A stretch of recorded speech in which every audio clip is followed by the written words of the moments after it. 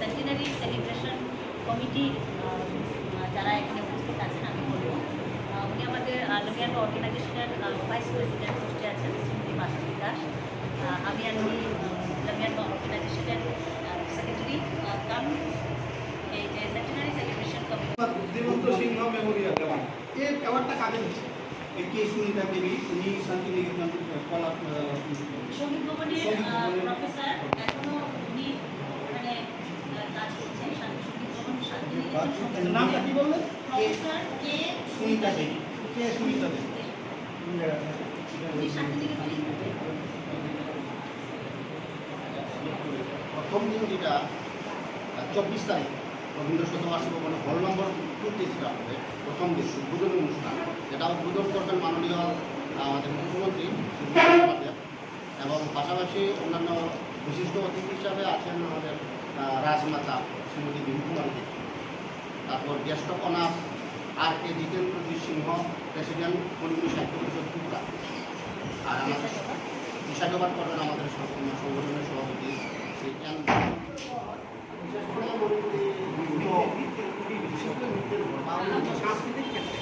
সাংস্কৃতিক ক্ষেত্রে বিশেষ অবদান মণিপুরের বাইরে সাধারণত আমাদের মণিপুরি নৃত্যর প্রচার এবং প্রচারটা মণিপুর থেকে হওয়া উচিত এবং উচিত ছিল, যেহেতু এটা আমাদের স্টেট আমাদের, কিন্তু আমরা এখানে যারা রয়েছি মণিপুরীরা যারা বিদ্যুরা, এটা আমাদের সৌভাগ্য যে কবিগুলির হাত ধরে আমরা শান্তিনিকেতনে বুদ্ধিমন্ত সিংয়ের থ্রুতে আমরা মণিপুরি ডান্সটা যেটা ওখানে প্রতিষ্ঠিত হলো, যেটা ক্লাস যেটা শুরু হলো 1919 সালে। 1919 সালে।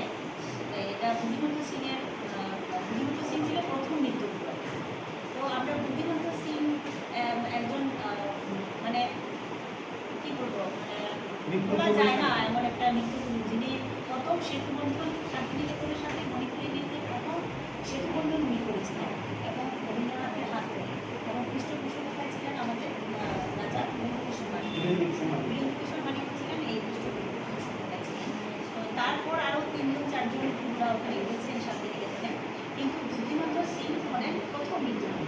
ওই জন্য আমরা বুদ্ধিমন্ত সিংয়ের ফ্যামিলির লোক বুদ্ধিমন্ত অ্যাওয়ার্ড, এই ফেলিসিটেশন, এই অ্যাওয়ার্ডটা আমরা প্রায় এটা আমরা করে থাকি, ডিক্লেয়ার করে থাকি, এবং দ্বিতীয়বারের মতো এটা প্রথম